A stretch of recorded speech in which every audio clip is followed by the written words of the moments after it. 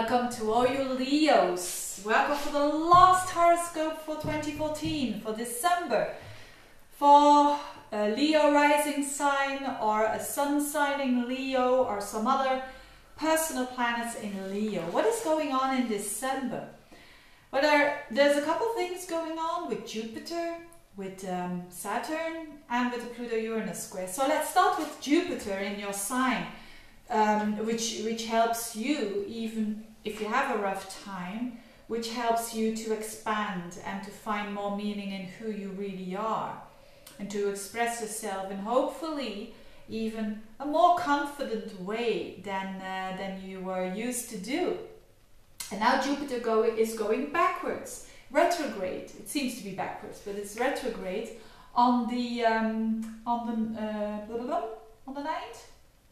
Yeah, around the 9th. And what does it mean? It's not a negative thing. On the contrary, it means when a planet goes retrograde, it means that standing still, reflecting time. And with Jupiter, it's about your belief system, your beliefs. So you're reflecting about what you believe in yourself. You're reflecting about, do you believe enough in yourself or not? And it's really about you, because it's in your first house. It's you as a person, as a personality. It can also mean that you are standing still of how important do you think you as a person are for yourself, and of course indirectly for others, because the first house is in an opposition to your 7th house, which is your intimate, which is your one-to-one relationships. Not always intimate, but it can be business partner as well. It can be a colleague, but in most cases, when you are in a relationship, it's your loved one. So there's something that you're rethinking about yourself, and that's not necessarily bad. On the contrary. So that's one little thing there. The other major thing is, of course, that Saturn shifts signs, and I already made the yearly horoscopes, so check out my YouTube channel for the yearly horoscopes. I made them already, and the Saturn going into another sign, in another fire sign, you could say, is very important for you Leos, because you had, of course, Saturn in your 4th house for such a long time. That's not that easy, because it's a cardinal house, it's a key house. And you have been I've been talking about that probably also in November horoscope. So restructuring yourself, redefining yourself, you're cleaning up, and sometimes you need to clean up so much that what the residue, you could say, is very, very little. So you start building up, and you've done that. You're building up your own foundations, and the better you've done that, the better off you go towards the future. But now it shifts into your 5th house for the first time around the 23rd of December, and this is new energy. And Saturn in Sagittarius is very specific about knowledge and about wisdom by experience. So Saturn is about reality, and it's in a very idealistic sign of Sagittarius. So we will feel all the paradox of that. The paradox of, can I make real my ideal? And for you, so that work that will be done, Saturn shifts now. Wherever Saturn is, you work hard on. And Saturn shifts now into your 5th house, which is your house. So notwithstanding the fact it's not a cardinal house anymore, it still will be very important, Saturn in Sagittarius, because it's in your house. The 5th house rules Leo. So you're going to become more mature in how you express yourself. Not that you're not mature, but you're building up an authority when it comes to you, how you express yourself. That's basically the outcome. So you're getting 2 years to do that. And Saturn gives you the fruits very, very slowly, but surely.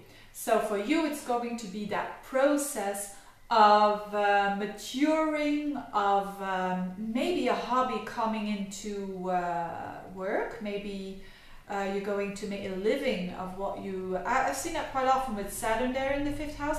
I've seen it also with, for instance, musicians who've got Saturn in their 5th house. All of a sudden they become very real about their creative projects, and they want that people see them as that authority over a certain, you know, when it's an artist that plays music, a certain piece of music. And by working hard, they will probably have a big chance of accomplishing that. So whatever it is for you, whether it is music or whether it is the way you present yourself to other people, you will become more of an authority in what you do in the upcoming years. So this is quite nice. It's not, the only thing that is a bit challenging for you is that it doesn't go fast, and you are a fire sign, and that might be a bit annoying for you. But if you know that it will come, but it will come in a more, you know, quality before quantity. This is really important with this, and less is more. This is really important for Saturn in your 5th house. Now, the Pluto-Uranus square is not that significant. Of course it's significant, but you're not a cardinal sign.